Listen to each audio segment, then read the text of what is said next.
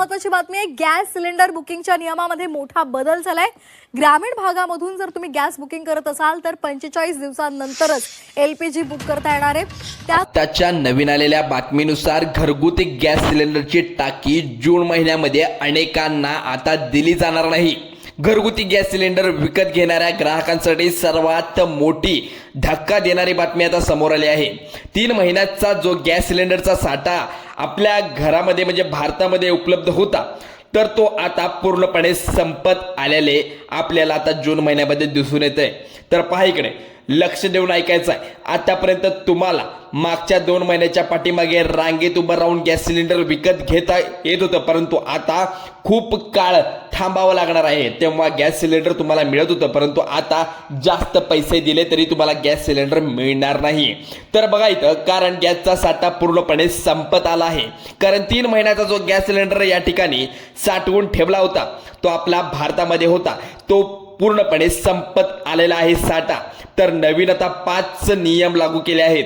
या 5 नियमामध्ये न बसणाऱ्या ग्राहकांना गॅस सिलेंडरची टाकी जून महिन्यापासून अजिबात दिली जाणार नाही।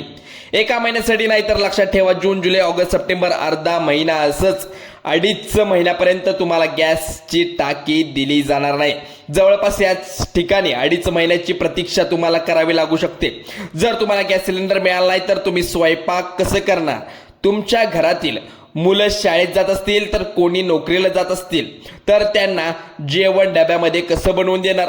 तुम्ही नक्की विचार करा। त्यामुळे घरगुती गॅस जर तुम्ही वापरत असाल तर तुम्हाला काय काय सूचना पाळाव्या लागणार ह्या माध्यमातून तुम्ही व्हिडिओच्या माध्यमातून ऐकून घ्या।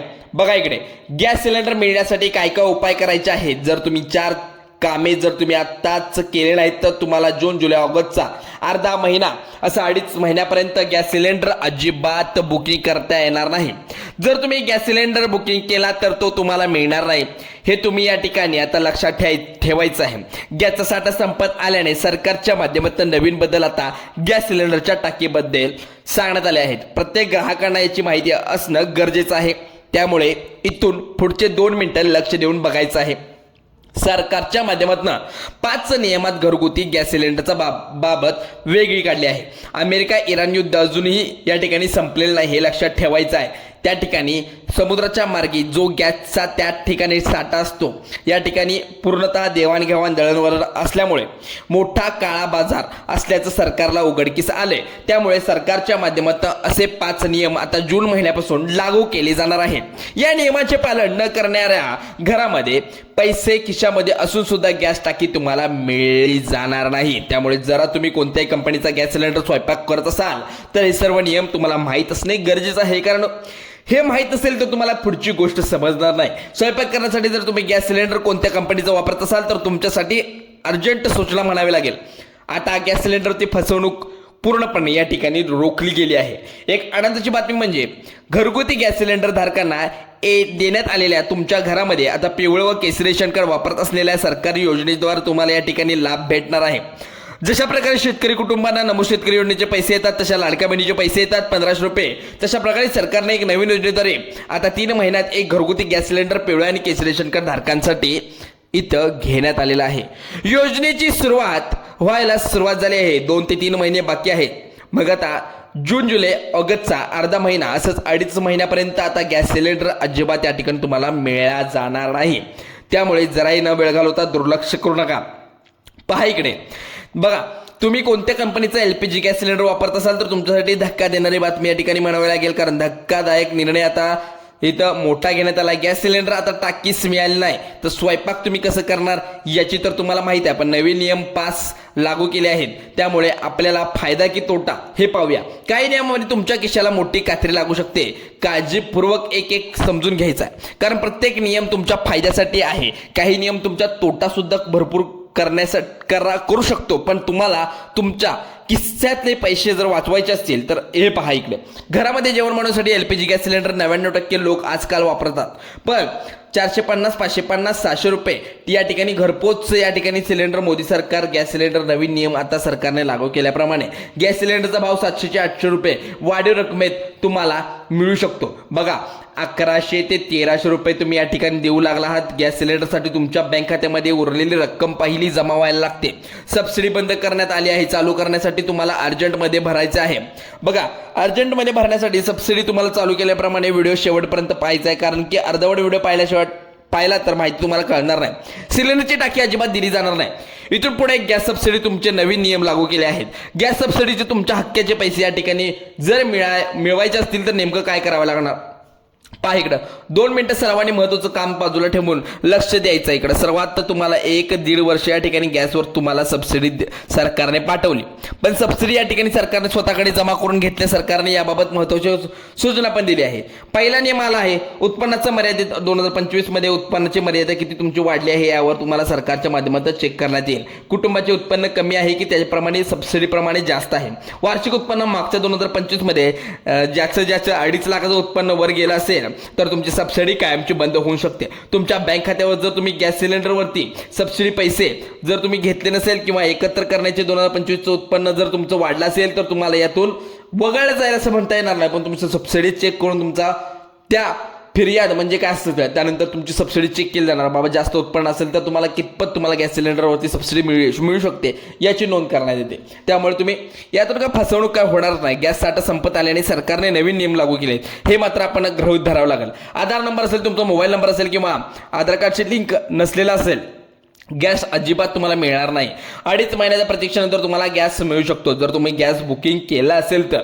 बघा गॅस सिलेंडरची डिलिव्हरी होताना तुमचे व्हेरिफिकेशन सुद्धा आता इथून पुढे करणे महत्त्वाचे आहे. कारण महत्त्वाचा तिसरा नियम इथं लागू केला, काळजीपूर्वक लक्ष देऊन पाहायचा. Biometric delivery system biometric delivery system करण्यात आली आहे. बघा इकडे गॅस सिलेंडर बुकिंग करण्यात आली आहे. त्यामुळे बुकिंग करताना 1-2 दिवस गॅस सिलेंडर घेऊन एक माणूस तुमच्या दारापर्यंत या ठिकाणी येऊ शकतो.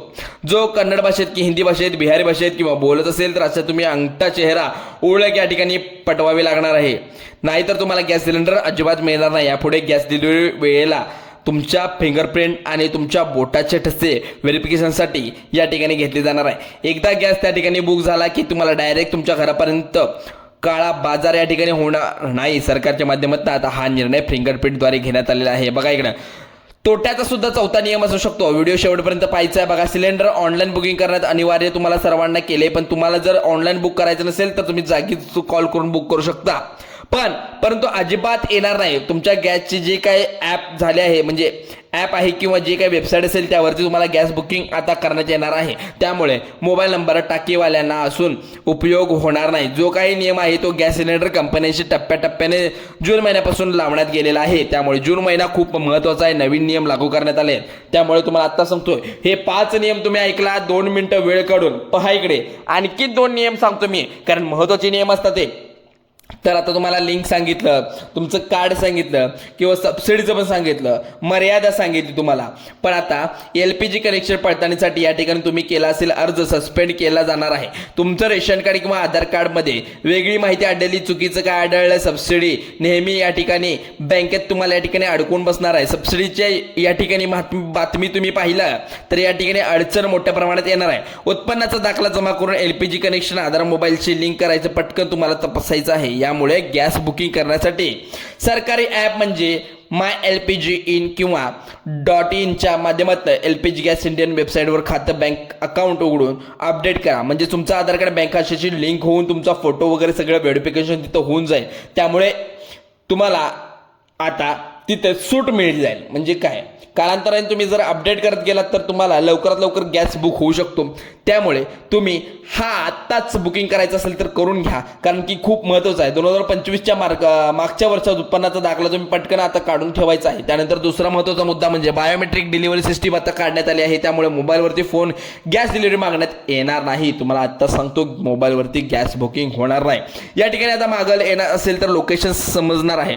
आता तुमचा गॅस सिलेंडर या ठिकाणी तिथून निघणार असेल तर मोबाईलवरती मेसेज येऊ शकतो. मोबाईलवरती मेसेज आल्यानंतर ते त्या ठिकाणी तुम्हाला सर्वात पहिलं ट्रॅक केलं जाईल. तुमच्या गॅस सिलेंडरची टाकी कुठल्या वाटेत आल्या, कुठंपर्यंत आले, कुठं थांबल्या, गॅस सिलेंडरवरती काय लिहिलंय, चोरीची कोण घेऊ शकते का, गॅस चोरीला गेलाय का, या ठिकाणी असं संपूर्ण माहिती तुम्हाला समजू शकते. हे नवीन नियम आता लागू करण्यात आहे, सर्वांना सांगण्यात येते. महत्त्वाचे नियम आहेत, त्यामुळे विसरू नका.